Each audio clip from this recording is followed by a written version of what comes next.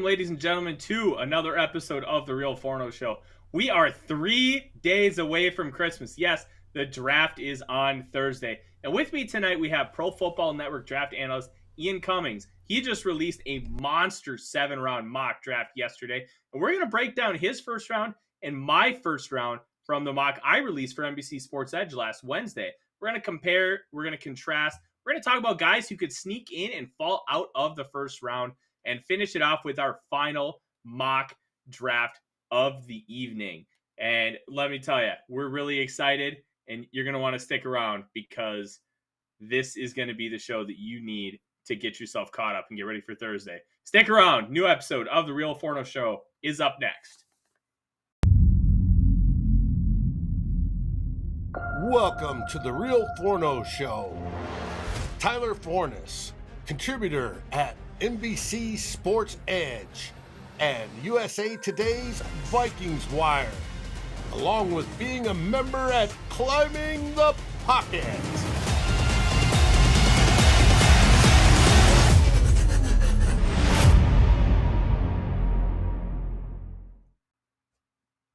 In the words of the great Brent Musburger, you are looking live. Welcome to another episode of The Real Forno Show. I am Tyler Forness, and with me today, as I said, is Ian Cummings from Pro Football Network. Ian, I'm very excited to have you on because I love getting opinions of people that I really respect in talking about how this mock draft, the NFL draft is going to shape out. How are you doing, and how excited are you for Thursday? I'm doing good, man. I'm a little burnt out, not gonna lie. I mean, it's nonstop tape watching, nonstop analysis from, June, August until now, right? So we've been on the hamster wheel this entire time. So I'm very excited to see what happens in the NFL draft. Not gonna lie, I'm also excited to kind of unwind after, but you got to get to that apex, right? You got to get to the big event. So I'm very excited to see how it plays out. I have a feeling we're gonna have at least 5 big surprises in round one where we had no idea what was coming, right? That's always what happens. You never know what to expect, but truly the best time of year, and I'm happy to be here. No, absolutely. It is the best time of the year. And you can see the guy who should go to the Minnesota Vikings in the middle of the screen, and that is my Lord and Savior, Chris Olave. And let's just jump right to it, Ian, because when you look at the first, the first 10 picks of each of our mock drafts, they're very similar, but there are some stark differences. And Dave is going to pull up the graphic. Listen, Nick, you saw me on Vikings Report. That was the Milton voice. I will maybe pull it out later. You're going to have to steal my stapler in order to get it done. But let's take a look. We both have Trayvon Walker up at the top. But you don't think Malik Willis is going to necessarily be in play for the Detroit Lions, whereas myself, I think with how they are trying to build and project this team that he's the right pick there. What made you decide Aiden Hutchinson was the smart move for the Detroit Lions? Yeah, so with this mock draft, me personally, my gut feeling is that if Aiden Hutchinson is the number one pick, then Willis becomes a legitimate contender. But I do think the Lions love Hutchinson. He just seems like a Dan Campbell guy, can bite kneecaps, He's got that hot motor. I wouldn't love taking him top 3. He's got some, physical limitations. Definitely very athletic, but the functional athleticism isn't quite there to the degree that I would want. That said, I do think if he's there, he's a homegrown guy from Michigan. He's got that hot motor, never ending, so I think if he's available for them, it would be really hard for Dan Campbell and the Lions to pass him up. But if he's not there, if it's Hutchinson number 1, then I see a scenario where maybe, they got to coach Willis. They got an inside look at what he provides off the field in the locker room, if he can be developed. If they're comfortable with him, then maybe they take him here. I think it's a little high for any quarterback in this class at number 2 overall, but if he has the upside and you think that he can reach that ceiling, then that's really what the conversation comes down to. So for me, it's just, is Hutchinson available? If he is available, then it seems like a Lions guy. No, he does really seem like a Lions guy, but I want to touch on this functional athleticism piece because it's not something that we've heard a lot about. Obviously, PFF has the Hutch podcast, and they are very, very high on the young man, and rightfully so. He's a tremendous football player, and he sounds like a tremendous human being as well. But that functional athleticism piece, when you talk about how there are limitations there, what specifically are you talking about? Like things like arm length, guys have succeeded without elite arm length. It's not something that you need. It's more of a bonus, right? I think, especially like Trayvon Walker, you look at him, 35-inch arms that, when you have longer arms, it's a better conduit for power, so you can generate easier power. As we've seen with Hutchinson, even though he's around 32 3/8, he can still generate pretty good power. So it's not just about how long you are, it's about, how well you attack, how well you kind of maximize your extensions. So there's a lot more that goes into it. That said, that's not the only limitation with Hutchinson. He's very tall. He's over 6'6". I think he measured in like 6'6", 5'8", right? So he's a tall dude. And as an edge rusher, you got to play with leverage. You got to kind of mitigate and kind of manage that leverage and manage your pad level. And his pad level is consistently high on tape, to the point where he can't always dip under the corner. He's not the bendiest guy. He's pretty stiff in his hips. Once he gets to the apex, he really locks out very often. A little too often for me to say that he's this blue chip edge rusher. And at the same time, he tested with very good burst at the NFL Combine, but because he's upright out of his stance so often, I do think that burst doesn't show up quite as much as you'd want it to. Again, tested very well in the 3-cone, but the agility, not a very efficient mover on tape. So I do think there are steps that he can take to kind of glean more athleticism from his frame. But right now, kind of stiff, kind of inefficient as a mover in space and around the apex. And to me, that's a little bit too much for me to take him number 2 overall. I think it's things that you can iron out. I do think he has the upside, but right now he doesn't quite play to his athletic numbers. And another guy who doesn't play to those athletic numbers in a different fashion is Trayvon Walker. Both of us have him going number 1 overall, and the traits are just evident. A 9.97 relative athletic score, just an athletic freak. He's got incredible quickness, and he has almost zero production in comparison to Aiden Hutchinson. So as you're comparing the functional athleticism of Hutchinson and with that high production profile versus the massive traits of Walker in a system that really didn't allow him to unlock his potential as an edge rusher, what about Walker speaks to you as the number 1 overall pick? Yeah, it's tough, man, right? Because neither Hutchinson nor Walker is my number 1 overall edge, right? So, I'm not comfortable having the conversation revolving around them too. I think there's other players that need to be considered. That said, right now it looks like the buzz is kind of pointing toward either Walker or Hutchinson. So if you were confined to those two, who are you going to pick? And to me, it's Walker. I think that, 6'5", 271, 35-inch arms, like I said, elite power capacity. This is a guy who lined up anywhere and everywhere on that Georgia line. They were stunting him all over, shading the 0 tech, shading 1 tech, 3 tech, out to 5 tech, even at wide 9, wide 7, where he has that build-up speed where he can kind of get around the edge with a better angle. They used him everywhere they could. And I do think that while his immediate projection, because he didn't have very good production, is a little bit iffy, I wouldn't be comfortable taking him number 1 overall because, as you said, very raw in the hand usage department, really defers to those 2-handed extensions. That said, I do think there's a little bit of flexibility because early on, you can use him the way that Georgia used him. You can move him around all across the line, and he has that power capacity to kind of, win at every alignment. So, a very fun player in that sense where you can mix and match. Definitely needs some refinement to undergo. But to this point, I do think there's an avenue where you can use him successfully early on. And if he can continue to develop that hand usage, then he can be a better player later on. The tools are worth developing. And for me, if you're picking a guy number 1 overall, if it's down to these two, I'd rather pick the guy who has the blue chip ceiling. And I think Trayvon Walker has that. I agree completely. And you mentioned that neither one of those guys are your number 1 edge. Is your number 1 edge Jermaine Johnson or Kayvon Thibodeau?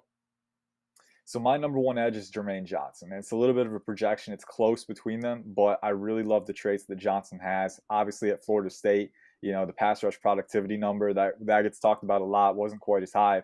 But I know my good friend Damien has pointed out, and a lot of other people too, that, he played contain a lot before rushing the passer. So wasn't always asked to pin his ears back right away. And when he did do it, you see all the traits. He's got the burst. He's got the bend too, especially against Boston College. There were a couple reps where he hit that cross chop at the apex, dipped under the tackle, rolled his hips through the apex, and really reduced his surface area with that ankle flexion. So he's got that bend too. And then at the Senior Bowl, especially in one-on-ones at the Senior Bowl, when he was just kind of asked to straight up rush the passer, no hesitation, he was dominant the whole week, with that lateral agility, the violent, fast hands, the fast feet. To me, he's a very amped up mover. And at the same time, 6'5", 254, 34-inch arms, very good power capacity. To me, there's really not a lot of boxes that he doesn't check.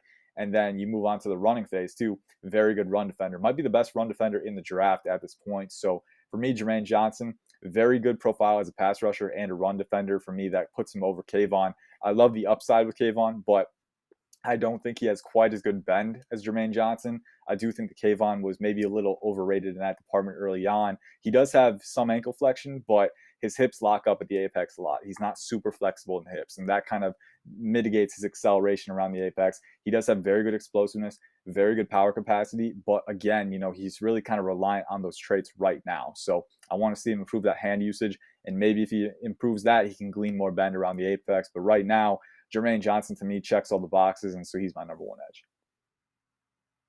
Understand completely.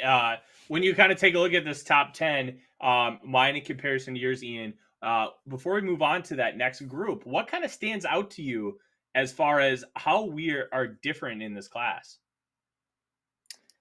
It's a tough question, man, because I do think, at this point in the draft, there's a lot of the same players. They're kind of mixing and matching in the top 10. Trevor Penning at 9 is one, but I do like that you put him there because I do think he could go that high. It seems like a guy that the NFL would like. I'm not quite as high on him. I do love the athleticism and the power and the nasty Mauler mentality. That's easy to win over guys, but at the same time, a lot of technical refinement to undergo. I do think if you start him right away at left tackle, maybe going to be some lumps early on, not just, losing reps, but also drawing a lot of penalties because he's very grabby, very overzealous as a blocker, kind of, a lot of room for refinement there. So I could see him going that high because he seems like a guy that the NFL would like, right? But at the same time, a lot of room for refinement. The quarterback's maybe another one. I'm not sure quarterback goes quite as high. It's going to be tough to see because at the end of the day, it's not just the on-field evaluation that matters. It's the off-field evaluation.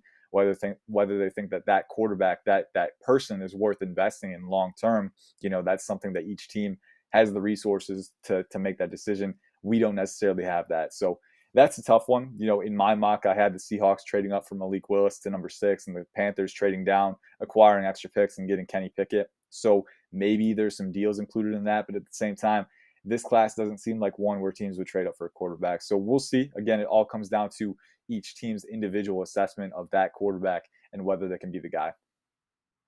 No, I agree completely. This quarterback class is going to be very interesting because I only ended up with 2 guys in the first round, and I could not figure out where to pair either Desmond Ridder or Matt Corral, both of whom I think have a very high probability of going in the first round. But to kind of circle back to Trevor Penning, he just screams Seattle Seahawk. And they always beat to their own drum. They like who they like, and they're going to take him. They're not going to give a flying crap about what anybody else thinks. He had a 99.9 run blocking grade per PFF last year, and he was just a nasty mauler on the interior. And I think that's something that Pete Carroll, with how he wants to play football, is going to prioritize, which is kind of why it makes sense. Otherwise, if he falls to 14 to the Ravens or 17 to the Chargers, I think both could be really interesting fits for him. But Penning is the guy. He could go as high as top 10. And he could go as low as like 28. He's just has such wide variance because of everything that you laid out. The technical refinement that needs to happen. 16 penalties, tied for most in the nation last year for Northern Iowa. And he's playing, the Missouri Valley is a good conference. That'd probably be like the 7th or 8th best conference in the FBS, but it's still the FCS. So you're not playing consistently good competition. You're not getting North Dakota and South Dakota State every week. So that's a really interesting thing that teams are going to have to parse out and try and figure out if they're really going to be able to take care of. As we move into the second grouping that Dave has these wonderful graphics prepared, there are a lot of very interesting picks in this group. Now you'll have to remind me because I don't have teams, and I know you did some trades. You have Jameson Williams, I believe, going to the Chiefs at the Vikings selection, right? Yeah. I was really intrigued by that trade down because they don't get 2 first-round picks this year. They get a first, a second, and a first next year. Why did that trade make sense to you instead of 29 and 30, which seems to be the consensus potential trade up for the Chiefs? And why is Jameson Williams a priority over guys like Chris Olave, Treylon Burks? Yeah, it was kind of an experimental thing for me, with these mock drafts, and especially this one later on, earlier on in August and September, those are kind of experimental, right? So I'm kind of playing with different probabilities. Now we're kind of thinking, all right, what might happen? And for the Chiefs specifically, one thing that I wanted to explore in this mock is like, if they trade up, can they keep another first round pick while doing it, right? So I tried the trade valuation in the mock draft simulator, came away with, giving up a first next year and a second this year. and it accepted the trade. So I went with it. You know, it was just an experimental thing to see if they could keep that second first round pick. Obviously, if you're the Vikings, maybe you'd want to try and get a little bit more out of them and try and get that second first round pick. In the real world, we would see, you know, obviously if a guy like Jameson Williams drops, we've been hearing that he's going to go very high. You know, maybe there's a bidding war and that drives the price up. We will see, you know, a lot of factors to consider. But here it was just, you know, for the Chiefs, can you keep that second first round pick? Because obviously, you know, the strength of this class is kind of that depth in that 25 to 35 range. That's where you can get some very good players. So keeping that pick and then getting the 12th overall pick as well could very well be in your favor. So that was kind of how it played out for the Vikings. You know, we've seen reports that maybe they want to trade back, and I think this is the class to do it for sure. So getting that extra capital and then trading back at the same time, filling more needs. You know, I thought it could be mutually beneficial for each team, but, you know, in a different scenario, maybe the Vikings try and get that 30th overall pick. Oh, and also Interesting. Jameson Williams. I forgot to bring up Jameson Williams and why he's you know, the choice over Chris Olave. Really just the speed, right? I mean the generational speed. I mean, it's not just regular speed, it's long strider. You know, like he opens up his strides and he's gone in open space. I do think he can be a complete receiver on top of that too. You know, a little bit of a wiry frame, but very good hip sync, very good stopping ability. We saw the stop and go against Georgia was lethal, right? He has that ability to use those micro movements to his advantage. Very long frame, good body control. So I think for the Chiefs, getting that dynamic weapon, you know, as long as he's proven that he can be healthy, and I know that, you know, recent reports are optimistic that he's going to make a full recovery, maybe even be available for part of the 2022 season. You know, if that's the case, then getting that guy in your wide receiver room isn't a bad thing at all. I think he's, you know, one of the most dynamic weapons in this draft, and, you know, he's definitely worth the pick. I agree he's worth the pick, and I find it interesting that they almost try to get a Tyreek Hill replacement by selecting Jameson Williams because, as you mentioned, that start-stop ability, it's on an elite level, and what he's able to do in taking over against a team like Georgia, who just has a myriad of elite defenders on that unit, and it's insane the talent riches. But the one thing the Vikings fans are going to ask, and I'm going to put you on the spot here, you passed on both Kayvon Thibodeau and Derek Stingley Jr., both of whom have been very hot topics among Vikings fans and in circles, and just having conversations and trying to predict how the top 11 is going to go and see who's available at 12. Obviously, the trade down nets incredible value for the Vikings, and that speaks to it for itself. But why does the trade down make more sense for you than taking either Thibodeau or Stingley, both of whom are blue chip talents and fit needs for the Vikings? Yeah, and I will start with this. It doesn't necessarily make more sense. It's just with a mock draft, what you want to do is play different probabilities, right? So you can never box yourself into one thing with one mock draft. You know, if I was to flip a coin 100 times, you know, probably 50 times I'd pick Derek Stingley at 12, and then 50 times, you know, maybe try and get a deal trade back. Derek Stingley is a phenomenal value there, and I would just as soon pick him because he's a top 5 player for me. But for the Vikings in this mock draft, I was thinking, you know, can I get the same value? Because we know this corner class, especially at the top, you know, there's a lot of guys that you could consider in round one, you know, even beyond Stingley and Gardner. There's, you know, Trent McDuffie, there's Kyler Gordon, there's Andrew Booth, who I absolutely love. There's Kyer Elam, who I'm a big fan of too. You know, so a lot of guys, it's a pretty strong corner class at the very top. So I'm thinking if you're the Vikings, if you're set on picking a corner, maybe you can get a trade back and still get a guy that you really like at 29 and get extra capital as well. So it's all about the value equation, trying out different things. But I would just as soon pick Derek Stingley. You know, I do think that he's a top 5 talent. And for me personally, you know, very good fit for that Viking scheme as well. So it all depends on, you know, what you're doing in that mock draft in that particular scenario. There's a lot of different probabilities to play out. And this is my first mock that I tried trades to. So I really wanted to go all in with it, just try different things. And, you know, that was kind of how it felt. Hey, that makes total sense when you're talking about a value perspective, and considering Kwesi Adolfo-Mensah's background working hedge funds on Wall Street. I think that's a really interesting conundrum that we really haven't explored too much as far as Vikings analysts. What happens if you still trade down with those guys on the board? So I really appreciated that perspective. My pick for the Vikings ended up being Chris Olave with a trade down from 12. They pick up an extra third-round pick, and the Chargers go up and get Charles Cross, who, opposite of Rashawn Slater, I just think gives them a tremendous tackle tandem. But Olave, for me, just represents everything that Justin Jefferson does extremely well, except the after-catch ability. And I think with a strength and conditioning program, he can really grow and develop that element of his game. And when you have guys like Jackson Smith and Jigba and Garrett Wilson on your team, you don't necessarily get a ton of opportunities to utilize those elements of your game because they are so good at it and you utilize in a little bit of a different way. As far as my projection of Chris Olave to the Minnesota Vikings, do you like the fit? And maybe potentially should I have gone in a different direction in your opinion? I like the fit for sure, and I like Olave. I do like Garrett Wilson a little bit better. I do think Olave, a little bit shorter wingspan, right? But at the same time, looking at what he does well, obviously I think he's more of that technician, that methodical route runner, whereas Wilson is more of that slasher. I know Damien used that word too. I love that phrase for it. He's that guy who uses those abrupt lateral motions to manipulate defensive backs. With Olave, it's more using that methodical acceleration and sneaking into his zones, and really he's got very good spatial awareness. That's the thing that pops for me on tape, is that he's got that spatial awareness where he can really manipulate defenders that way. Easy throttle control, acceleration, but also has the hip sync, that stopping ability, very good ball tracking ability when the ball comes his way. For me, a very solid receiver. And I do think that working with, Adam Thielen, who's getting older, and Justin Jefferson, to me, Chris Olave, I don't know who he reminds me of. I gotta work on a comp for that.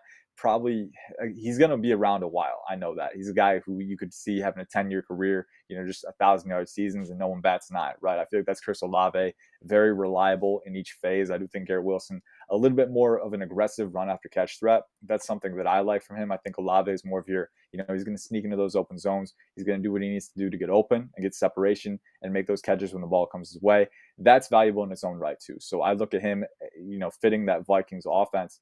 I do think Justin Jefferson drawing all that attention can help free up Olave, and then vice versa. They get that symbiotic relationship going. I do love the fit. And I think the more important thing is the trade down. You get that value, you get that extra draft capital that helps you out even more. So I like the fit. I especially like the value at 17 if you can get it. And especially for Kirk Cousins too, Olave is a guy, you can get him on drag routes. He's got that acceleration. You can get him on, he's got a very wide route tree too. And I think that'll help early on. I agree completely. One last question for you in this group, and then I'll kind of turn the floor over to you for any questions on my side of the aisle. Desmond Ritter at 20 to the Pittsburgh Steelers.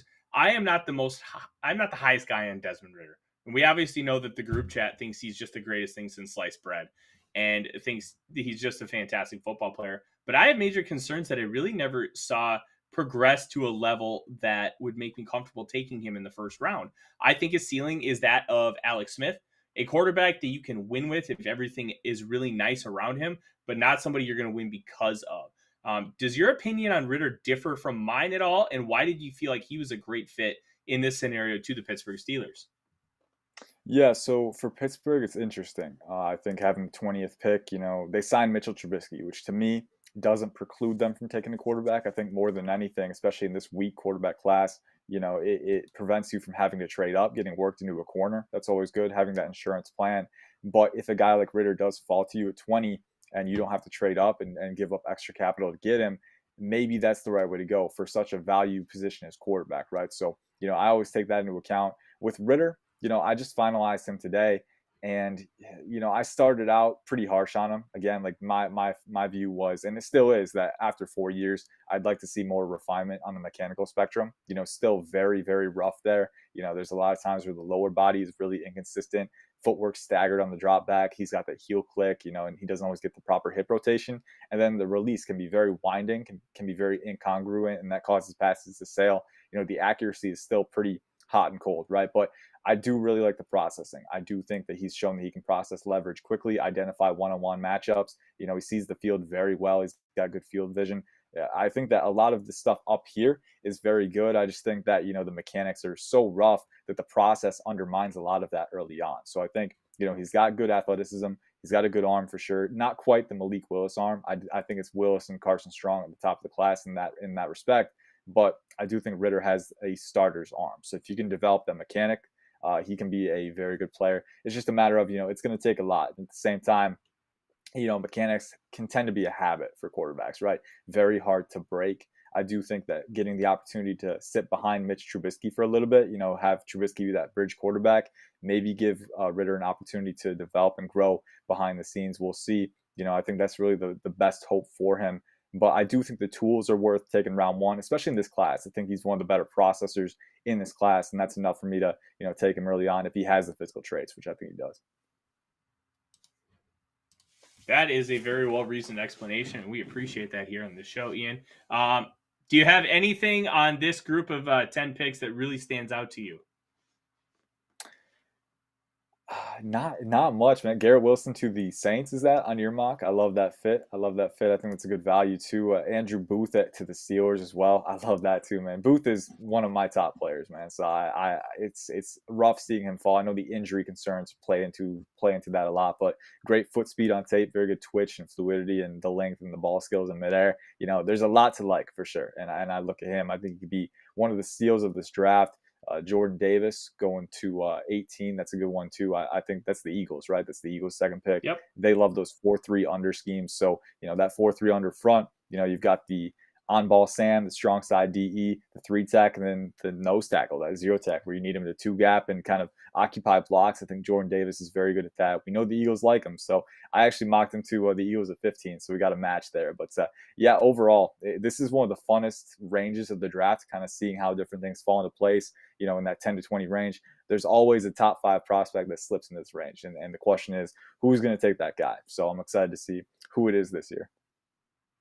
No, I completely agree. This is where things are going to really, really determine the rest of the draft, because the strength of this draft is arguably between 11 and about 70. Yeah. Where if you have a lot of picks in that range, that you're going to really be able to maximize your value. And as we kind of move forward in our mock draft comparison here, the last 12 picks, I think, based on how we had everything set up in the teens, is how we're going to have everything kind of shape out here at the end. We both love the idea of Daxton Hill at number 30 to the Kansas City Chiefs. And even though we kind of went a little bit of a different route for them to get there, I had the Chiefs staying at 29 and you had them trading out. But Daxton Hill, to me, he's not a one-to-one comparison to Tyrann Mathieu. I've been saying that wrong for a decade plus, and I don't know why.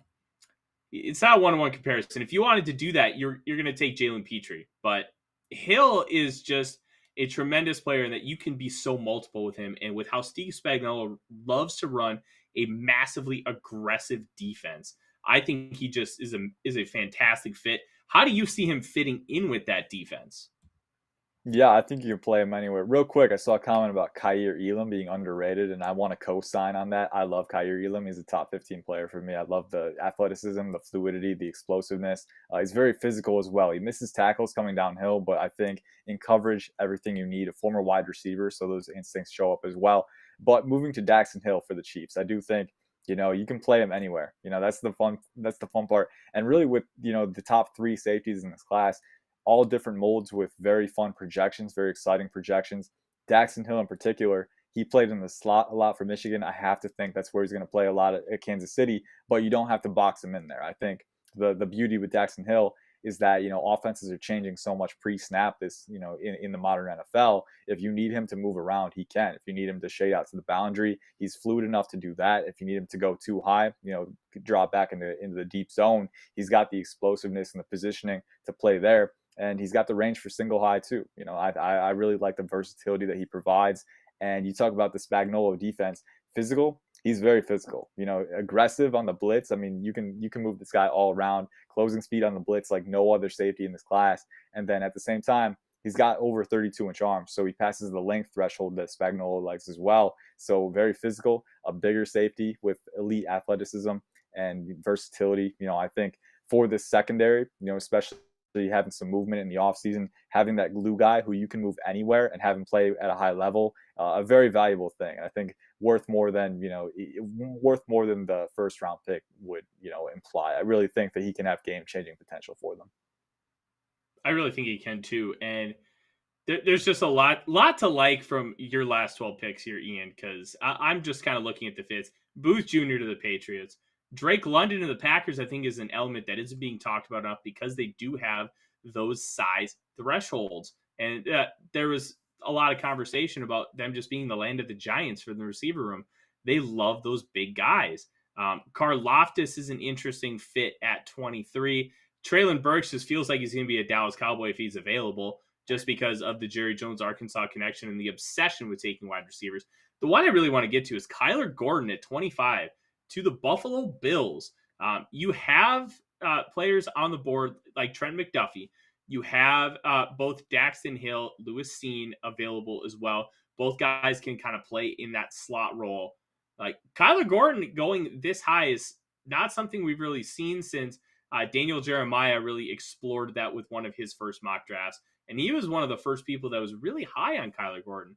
Kind of a raw guy, only had about 1,000 career snaps at Washington over his career.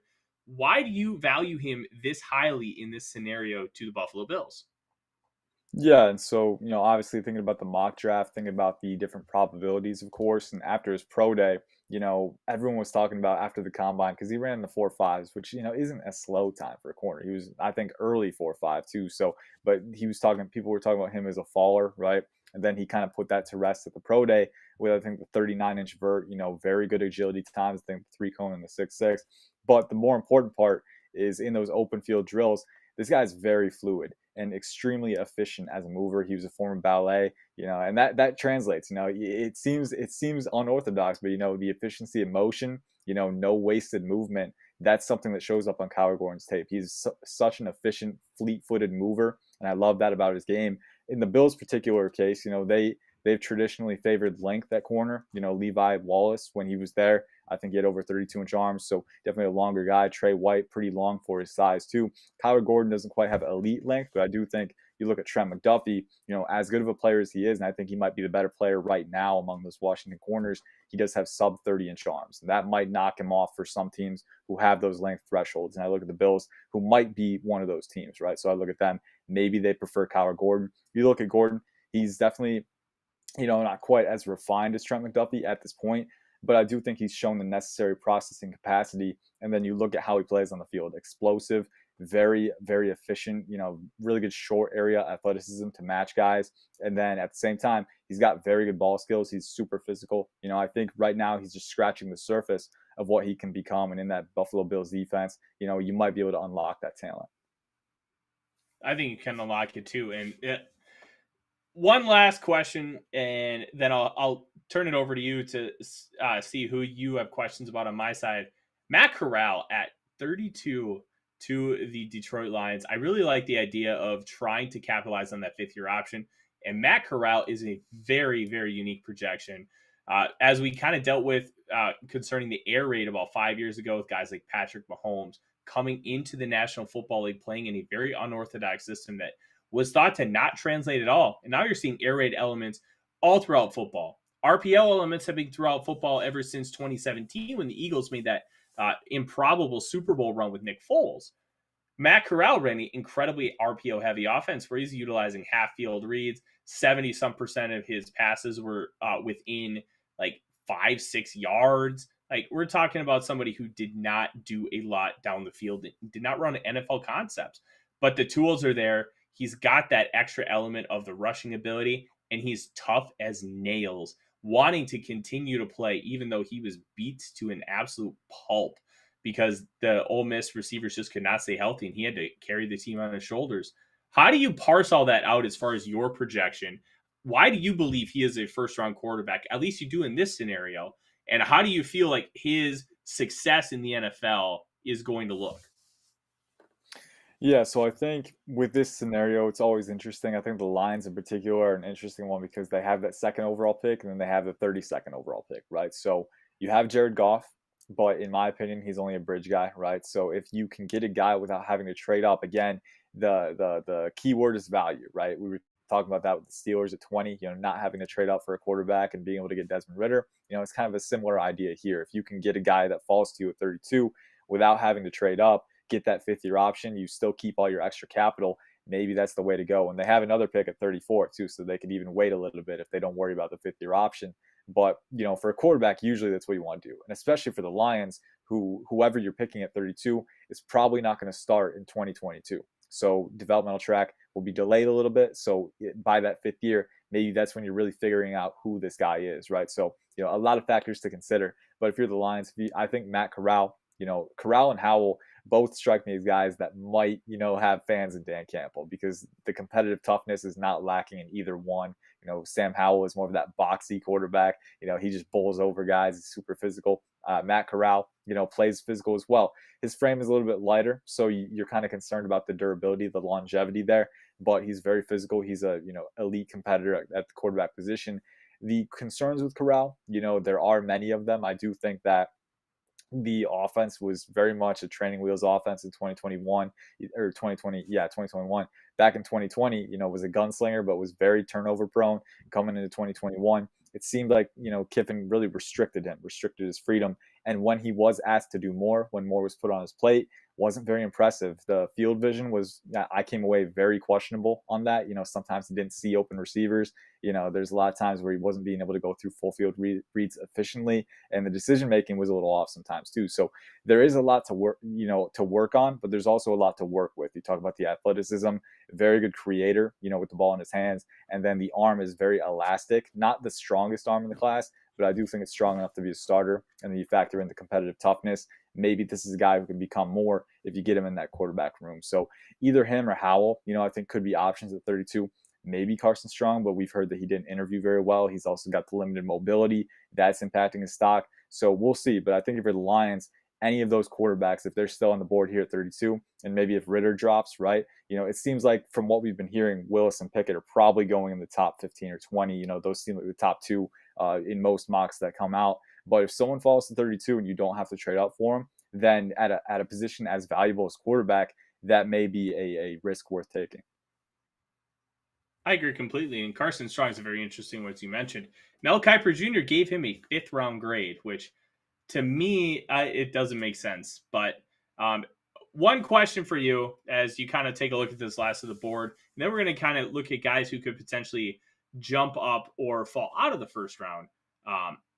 What are your big takeaways from this grouping of players that we had going at the back end of the first round? Yeah, so this real quick, this question right here, who fits the Vikings better, Scene or Petrie?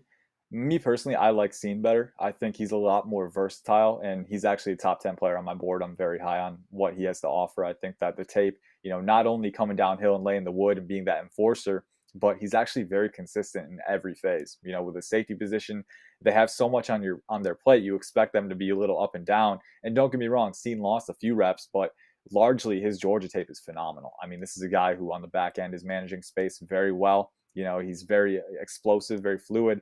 I think, he can play that big slot. He's fluid enough to do that. He's 6'2", 199. He's got some of the best range in the class. I think if you want to play single high, he can do that too. Really that mix and match guy. Whereas with Jalen Petrie, I think, he plays the slot very well. He can be that star defender, but I'm not as confident in him in deep coverage. I think he's a little bit of a projection there. So there is that element to it. I prefer Scene, but I like both guys. And the bottom line, you might not be able to get Scene in round 2. You might be able to get Petrie in round 2. So the value plays in there. Going back to the board here from, I think, 20 to 32 here. There's some ones that are standing out to me on your board here. I mean, I think Zion Johnson, the Cardinals, I love that one. I think that's great value. Kyer Elam to the Patriots, I love too. I think that he can fit very well in that system. Tyler Smith, the Packers picks, I guess. Well, actually, the Bills pick, Tyler Smith to the Bills. What kind of went through your mind in that one? Because I am going to the Saints. That was a trade up. Okay. The Bills that gave up a second to go up and get Burks, and then the Saints ended up taking Tyler Smith. When you look at Teron Armstead and trying to replace him, I feel like Mickey Loomis is going to try to go back to the well. They're not going to necessarily be able to get him in the 4th round, but the upside and traits of Tyler Smith, and the fact that he's only 20 years old, and you're going to be able to really build around him with how strong the interior that offensive line is, he's going to be able to at least get a little bit of help early on from those interior guys. He's got all the physical traits and tools. He's got the size, the length. He just needs to figure out his footwork, how to use his hands better, and just how to be a smarter player when he's facing elite pass rushers. And when you have an offense that's built the way the Saints is, I think they can nurture that and try and figure it out on the fly. Yeah, I agree completely. And I think too, in your mock, Trevor Penning going top 10, if Penning can go top 10, then Tyler Smith can go round 1. I think it's a reach for both of them. Don't get me wrong, but it can happen if they value them that highly. So we'll see. The NFL teams, they tend to think, hey, we can develop this guy, and sometimes that's all it takes. Absolutely. And the big thing with Tyler Smith, traits and age. He's got both on his side, and that's really going to be an interesting one. Real quick before we get to this mock draft, Ian, one guy from you, from as far as who could sneak into the first round, that would be a surprise, and one guy you think might be able to fall out that's consistently projected as a first round pick. One guy that might be able to fall out, and I'm gonna kind of cheat here. I saw a comment about him, Tyler Linderbaum, the center out of Iowa. He's a phenomenal player. I think he's very smart. He's got a high football IQ. You see how he processes leverage in those tight spaces. Very impressive. And then at the same time, very athletic player. Obviously tested very well at his pro day. A little bit underweight. That's the thing, and that shows up on tape. I do think he has good play strength, enough functional strength to play on the interior. But some teams might think he's more confined to his zone scheme, and that might push him down a little bit. We saw last year Creed Humphrey fell to the bottom of the second. He was a first-round player all the way on my board, so I think Linderbaum might have a similar fall based on positional value and perceived scheme limitations, and then he'll go on to be a 10-year starter, like the comments said. Who might sneak into the first round? You've got a good one there, Christian Watson from North Dakota State. I think that the upside is there with him. Very much a work in progress as a pure receiver. The catching instincts can be a little hot and cold. Not a very developed route runner, but he's got the run after catch ability, the elite athleticism in space, and the size too. I mean, all the traits are there. And then if I can throw another one out, Arnold Ebiketie out of Penn State, the edge rusher. I am very high on this guy, and I do think age isn't quite on his side. He's going to be 23 years old, but he's got all the traits. He's a little bit smaller at around 6'2 and 3/8, 251, 34-inch arms though. So great proportional length, great power capacity. He's explosive. He's twitchy. He's got ankle flexion, hot motor, violent hands. I absolutely love Ebiketie's game, and I'm very high on him. He's a top 20 guy for me, but I do think if someone likes him enough, he could sneak into round one, and I think he'd be worth it. So one guy I want to ask you about that I think personally can sneak in around one, just because he has everything going for him but experience and just flashes of zero technique. And that's UTSA cornerback Tariq Woolen. And I know there's been a lot of conversation about him throughout the process because he's only a 2-year player at the cornerback position, but he's a legit 6'4", 210 with great length and a 99th percentile athlete for the position, just with great speed and very capable quickness. And because of how long he is, if he gets beat, he has the ability to come back with that speed, quickness, and length in order to really disrupt the route. Do you think that there's any chance that he sneaks in just with how incredible those tools are for a team like the Detroit Lions or the Kansas City Chiefs, who can afford with a longer term play to take a risk on a player with this kind of upside? There's always a chance, I'll say that. And I do think, especially with the Chiefs, they have that strict length threshold. They usually don't take corners that are under it, right? So I do think that maybe if they really like him, if they really like the upside, it's worth taking. I will say he's a lot more upside than, guaranteed utility right now. It's a lot of projection for sure, and maybe a little too much for me to be comfortable taking him in round one. I love him on day two, especially in zone dominant schemes like cover three.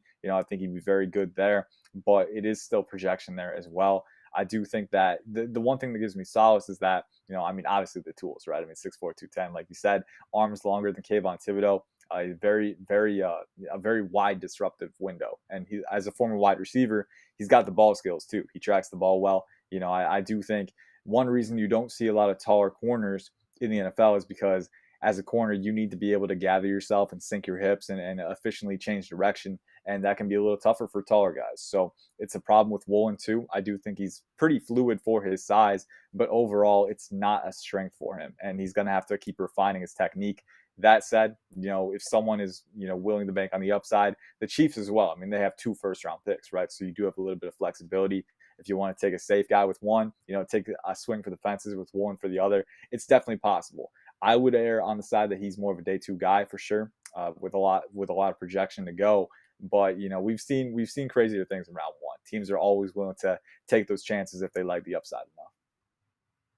Absolutely, and that's why I thought he could be a guy that would just potentially sneak in. As we kind of wrap this portion of the conversation up, Dave is going to get the mock draft ready. I'm going to talk about our sponsor, Lake Monster Brewing, where we will be live Friday night starting at 5:30 to talk about day 2 of the NFL draft. So I'll be sitting there with all the guys, Matt, Miles, Ryan, and I'm going to be sipping on a nice little Como Club Pilsner, a couple sours, maybe a porter. I don't know. We'll see kind of where the night takes us, but we're going to be having jersey giveaways. There's going to be swag available as well, and you'll be able to come up and interact with us, ask questions, have a beer, and just enjoy day 2 of the draft at our great sponsors, Lake Monster Brewing. And the last mock draft of draft season is upon us. Dave, let's get a rocking and rolling.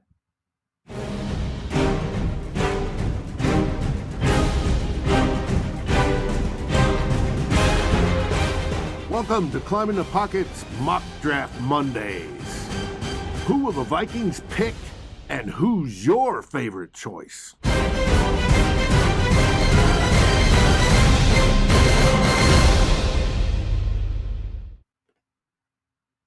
All right, we are here for the final mock draft of the season. Ian, it's pretty simple. We're just going to do a 3-round mock draft. Nick, I see you're asking for a 7th rounder.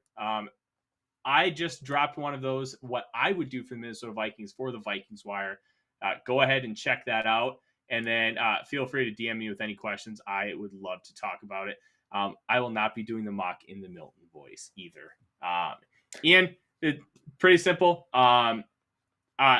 You're in charge here. I have obviously talked about ad nauseum about what I think the Vikings should do, what I think they will do, but we want to kind of turn the segment over to the experts and kind of let you guys take over and see how you would fix the Minnesota Vikings. So, Dave, if you would please get it started and let's rock and roll.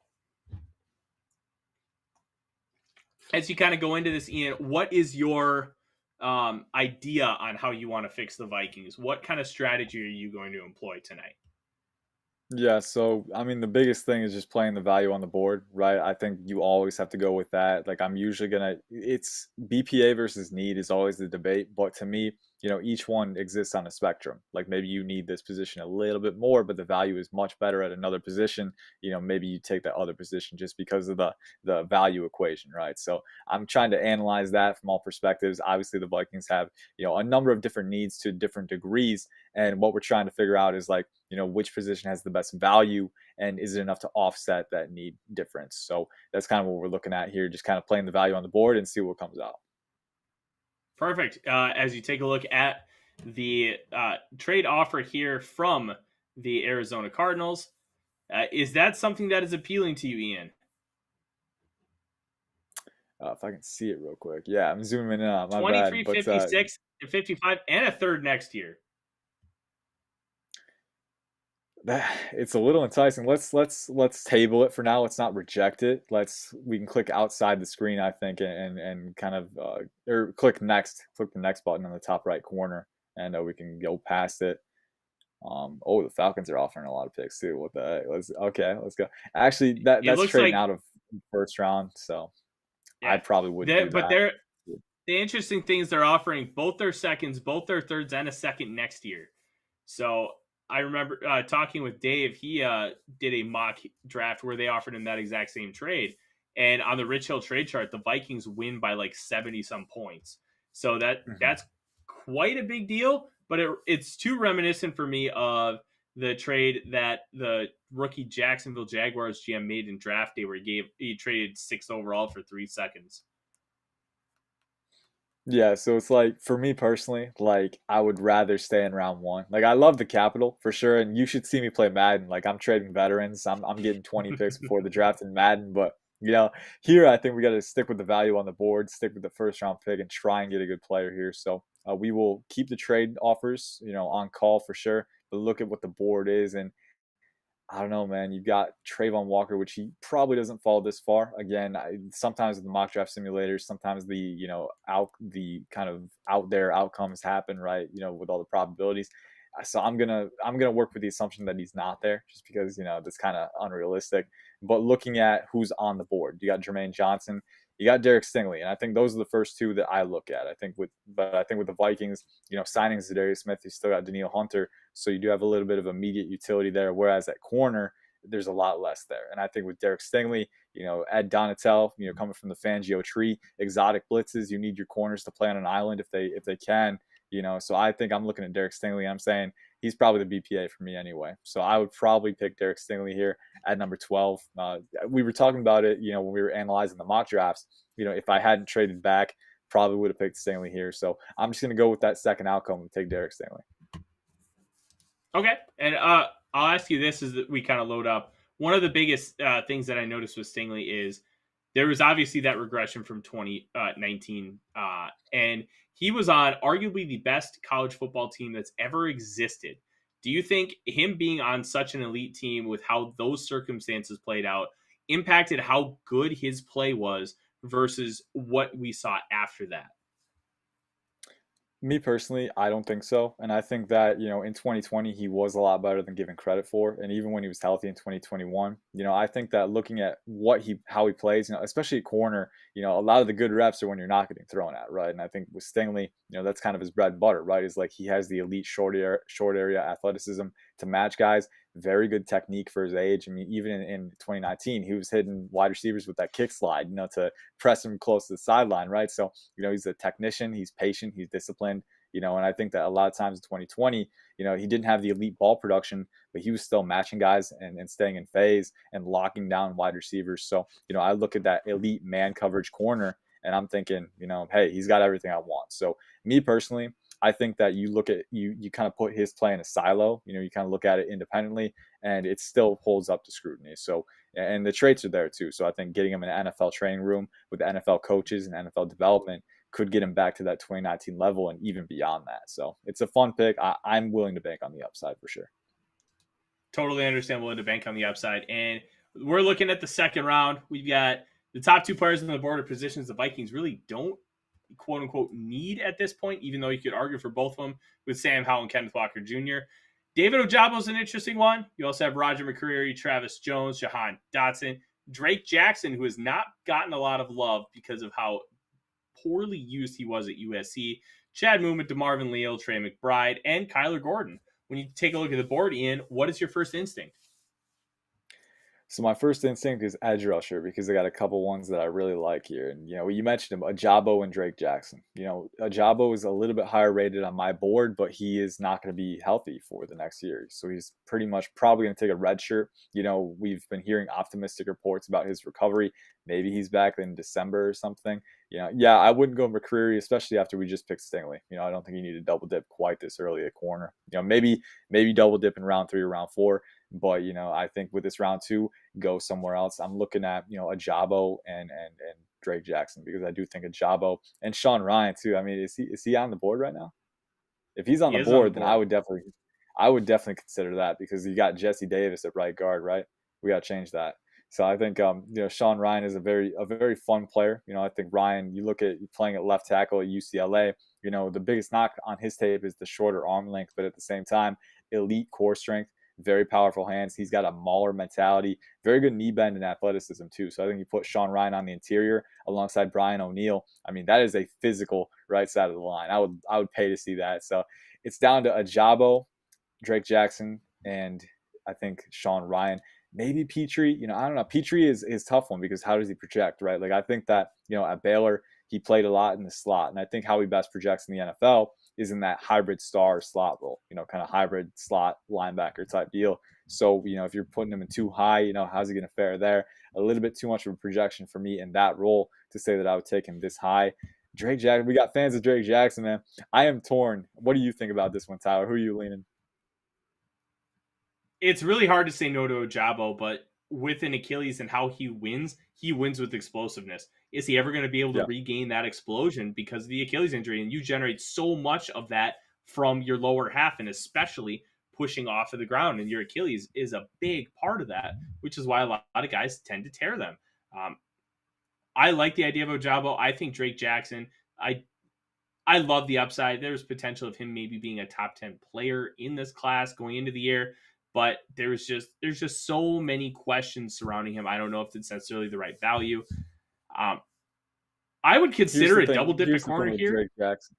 Yeah, like here's the thing Yeah. with Drake Jackson for me, like looking at him and Ajabo side by side, the upside is the thing that's tantalizing with both of them. Now, the separation is Hmm. that Drake Jackson will be available right away and he won't have to spend a year rehabbing and, maybe he would be better spent developing, right? So I think that, and I saw a question, does he have the upside? I think around 6'3, 273. So he's big. He's a thick built dude, but he still tested very well at his pro day. He's got 34-inch arms, right? So very good length, very good power capacity. I think he had a 36.5-inch vert and a 127-inch broad. So the explosiveness definitely shows up on tape. The flexibility shows up on tape. The hand usage still needs refinement, but like you said, the way they used him, I think that kind of subtracted from that a little bit. So looking at the upside with Drake Jackson, man, here's the thing. I like the idea of double dipping at corner too, but I do think there's enough depth in this class where maybe you can get a good corner in round 3 or round 4 even. So I think, yeah, I would like to go guard here too. That's the thing. And Sean Ryan is a little bit higher on my board than Drake Jackson. So ruling out a There you go. Jabo, ruling out a Jabo, we can say either Ryan or Drake Jackson. Jabo, I love the talent, but again, he's not going to be available right away. Now, obviously, if you have Zadarius Smith and Daniil Hunter, you have enough immediate utility with those veterans where you can afford to let Jabo sit a year and then unleash him in 2023. But right now, let's go for immediate utility. It's a tough one, man, but I'm going to go with Drake Jackson. We'll try and get a guard and a corner later on. All right. Drake Jackson it is at 46. Producer Dave is grumpy in the truck because of the disrespect to the round bellies. Dave is a former offensive lineman and defensive lineman, so he is a big fan of the trench guys. 77. We give that up to go to 88 and get Dallas's 4th next year. What do you think? No, let's stay here. Let's stay here. All right. In Let's stay this range, here. the draft, the value kind of decreases a little bit, right? There's kind of a cliff that it hits. So I want to see if there's some second round value players still on the board that we can pounce on. I think that's the better deal here. And this is interesting because Arif Hassan compiles the consensus board every year. And you have a lot of very vocal people that love Sky Moore. And right now on your board for Pro Football Network, Ian, he is still available. And it looks like he is ranked at number 70. The consensus board has him at 57. So even though that vocal minority is speaking of him incredibly highly, he is not thought of in that same light.